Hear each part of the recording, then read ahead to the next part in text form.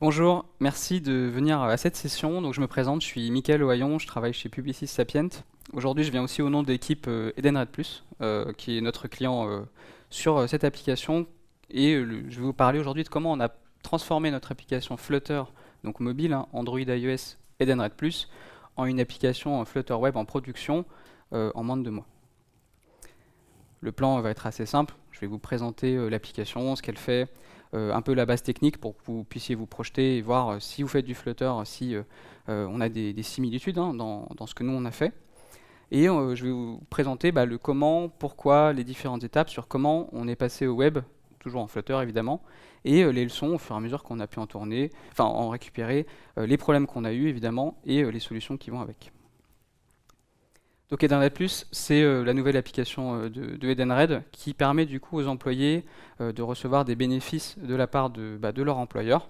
Les parcours, c'est des parcours que vous connaissez sans doute si vous utilisez ce genre d'application. Vous allez pouvoir vous inscrire, vous enregistrer, commander une carte plastique ou des cartes virtuelles, avoir des offres promotionnelles, découvrir des restaurants ou des boutiques à proximité. C'est vraiment l'application Flutter de 2024 sur laquelle vous êtes peut-être même en train de travailler. Au niveau des plateformes, comme je vous l'ai dit, c'est une application mobile, donc on est sur de l'Android et de l'iOS. L'architecture, on suit les bonnes préconisations de la communauté. Donc on fait du bloc pour la partie présentation, de la clean architecture pour la partie plus globale du projet. On a différents modules. On a un design system qui se base entre autres sur du widget book. Et on a toute la chaîne qui va avec, d'intégration continue. En l'occurrence, nous, on est sur du Azure DevOps, mais vous pourriez très bien être sur du GitHub, GitLab ou autre.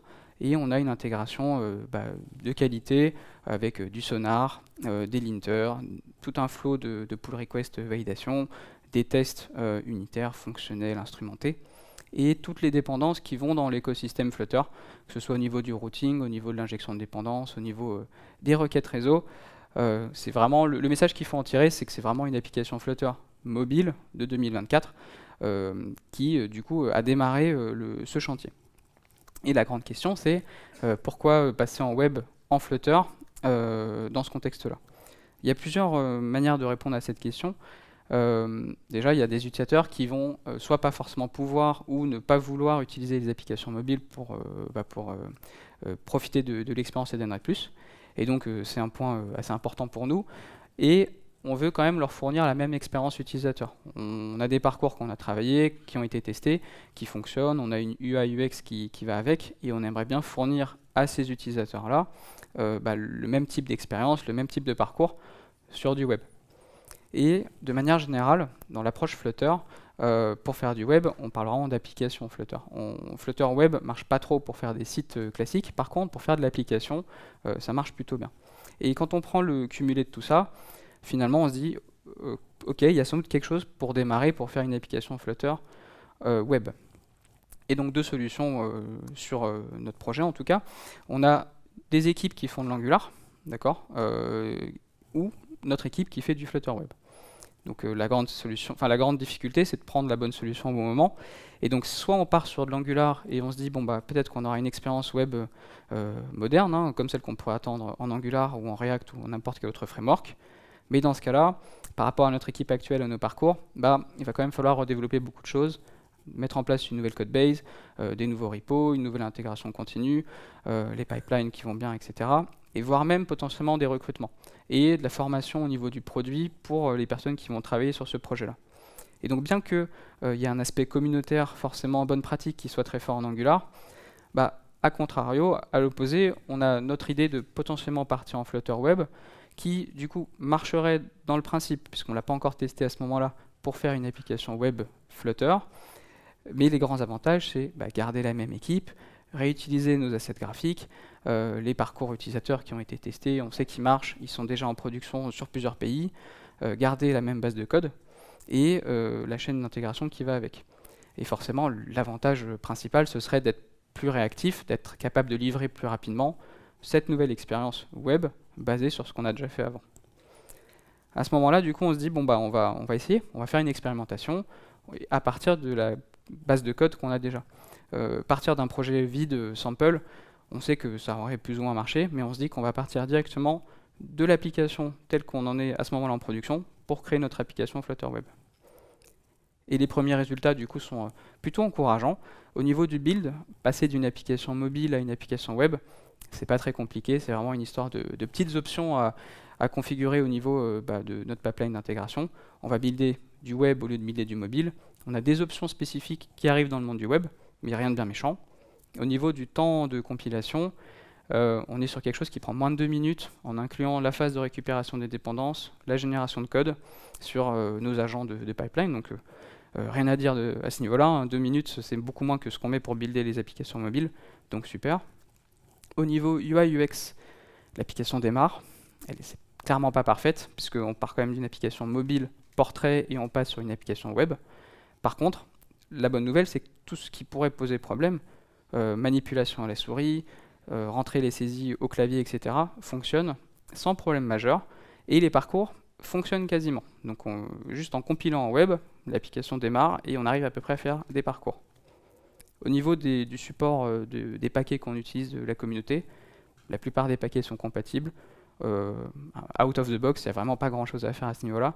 On n'a pas de problème majeur qui émerge. Et on se rend compte rapidement que finalement les premiers problèmes qui vont arriver vont plus être ceux du web, en fait, finalement, de l'hébergement, configuration d'écorce, parce que finalement on passe vraiment d'une application mobile à une application web, et donc c'est plutôt encourageant en fait. Ces problèmes qu'on aurait eu, même si on était parti en Angular, en React ou dans n'importe quel autre framework. Pour vous donner quelques chiffres, les premiers builds, en fait, pour être honnête, on l'a eu le premier jour, hein, c'était pas si compliqué d'avoir un premier build, il fonctionnait pas forcément parfaitement, mais on l'a eu très rapidement. Les vrais premiers builds qui font quelque chose, on compte ça en quelques jours, et sur les 2 mois qui ont suivi, donc c'est pas notre enjeu principal, hein, l'application, le produit continuait d'avancer, mais on a réussi à passer en production dans les 2 mois. Donc c'est plutôt satisfaisant en tenant compte de ce qu'on avait en tête et le flou qu'il y avait potentiellement à ce moment-là. Et l'approche qui a fait que ça a plutôt bien fonctionné, c'est qu'on a essayé de rester simple, on a essayé de rester itératif, de la même manière que ce qu'on fait quand on crée une nouvelle fonctionnalité. Donc en fait, on a gardé vraiment les parties essentielles de l'application, l'onboarding, donc toute la phase d'inscription, d'enregistrement, le login forcément, la commande des cartes, plastique, virtuel, etc. Et l'affichage du solde du compte et la liste des transactions. En haut à droite, vous pouvez voir finalement l'application, comment elle était à ce moment-là, et la version web qui est vraiment une version étirée, épurée, forcément, puisqu'on s'est dit qu'on prend le minimum vital pour que ça fonctionne, sur la partie du bas également. Mais l'expérience fonctionne. Donc on est plutôt content à ce moment-là, et on se dit qu'on va garder de côté pour plus tard les choses qui sont un peu plus anecdotiques, qui sont forcément importantes, mais qu'on verra dans un deuxième temps. Et au fur et à mesure des semaines, on travaille sur notre design system version web, puisque à ce moment-là, on avait un design system vraiment orienté mobile, qui se transforme petit à petit en design system compatible web. Et donc les écrans commencent à prendre forme. On rajoute des marqueurs spécifiques du monde du web, des headers, des footers, la navigation, plus d'adaptivité, plus de responsivité au niveau de l'interface. Et on reste toujours dans la même base de code. Et donc vous avez un exemple de, à gauche, l'application mobile avec ces différents composants qui se déclinent tout à droite sur une application web responsive qui ressemble beaucoup, mais une nouvelle interface desktop qui est légèrement différente, qui reprend les mêmes codes, qui reprend les mêmes templates, mais de manière un peu plus web ready. Forcément, on a eu des petits problèmes en faisant la migration. Je vous ai listé quelques problèmes majeurs qu'on a eus. Il y a beaucoup d'appels qui ne marchent pas en Flutter Web, qui utilisent des appels qui ne sont pas disponibles. Je vous parlerai après des solutions qu'on a mis en place pour résoudre ça, mais quasi tout marche sauf certains appels, donc on les a rapidement identifiés. Certains SDK partenaires étaient soit disponibles en Flutter mobile, Android iOS, ou en web JS, mais pas en Flutter Web, parce que Flutter Web c'est quand même un peu early, et certaines fonctionnalités ou certains capteurs ne font pas sens ou ne sont pas disponibles sur l'expérience web qu'on est en train de construire. Donc plusieurs solutions. La plus simple peut-être c'est d'empêcher les appels d'être faits, de bloquer certains parcours, d'ajouter des couches pour remplacer certaines implémentations par d'autres, voire, et c'est ce qu'on a fait, créer les bindings qui manquaient sur des bibliothèques JS pour les faire fonctionner en Flutter Web JS. C'est pas très compliqué, il y a beaucoup de talks, beaucoup de littérature là-dessus qui existe. Transposer une application, un framework JS en une bibliothèque Flutter Web, c'est assez facile. finalement. Dans les petites subtilités qu'on a remarquées, qui elles étaient un peu moins documentées et qu'on a vues par expérience, il y a pas mal de choses au niveau de la sécurité, au niveau de la gestion des assets.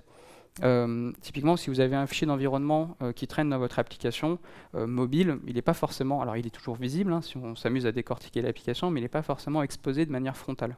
Alors qu'en web, avoir un fichier d'assets va le rendre directement visible dans la console réseau, comme vous pouvez voir en bas à droite, et les valeurs qui sont dedans sont directement exposées.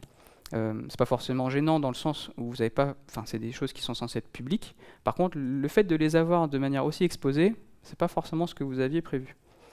Et donc en Flutter Web, il y a de la minification de code, donc on peut rendre le code un peu moins lisible, c'est l'image en haut à droite, mais les valeurs, elles, sont toujours en clair. Et l'obfuscation de code, par contre, ou de ressources, vient par la communauté, par des packages. C'est pas supporté directement par le framework. Donc nous, on a utilisé le package qui s'appelle Envide, qui permet, avec l'implémentation à gauche, d'aller obfusquer, générer du code, en fait, finalement, à la place des valeurs en dur, pour rendre, sur l'image en bas à droite, les secrets beaucoup plus durs à lire à l'œil nu.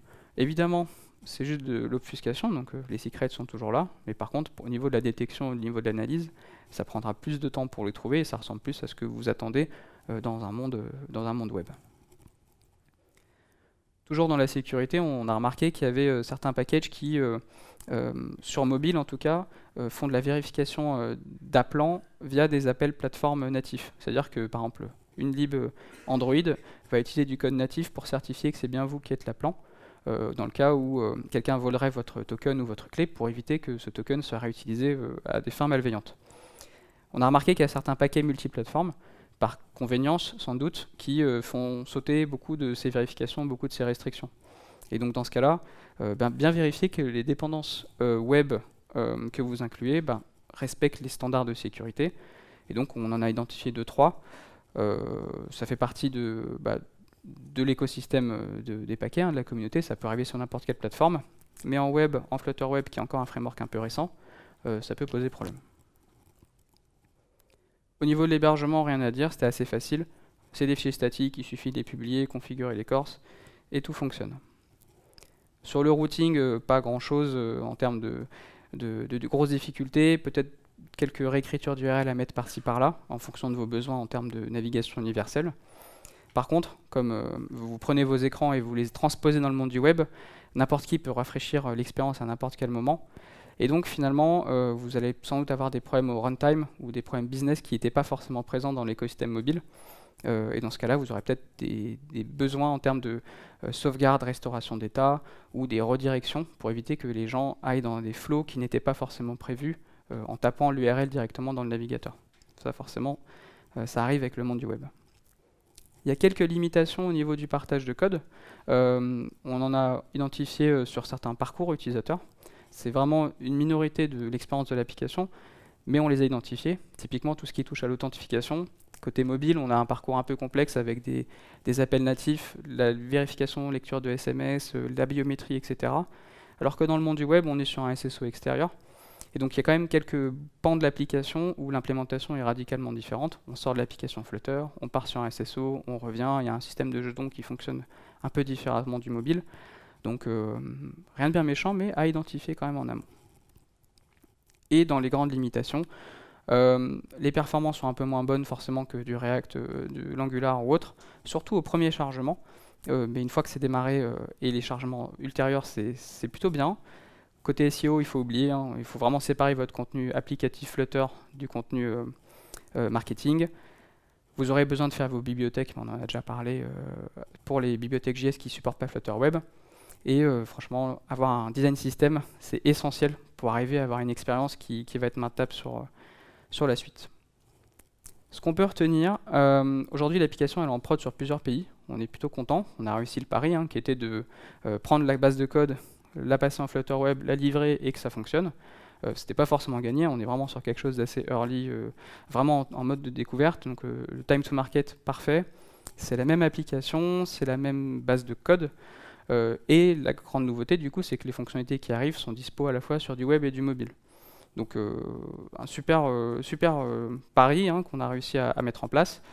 Et si vous faites du Flutter, du mobile, etc., et que vous avez sans doute un parcours un peu similaire et vous posez la question de passer en Flutter Web, je vous invite à vous poser la question. En tout cas, pour nous, ça a marché. J'espère que pour vous aussi.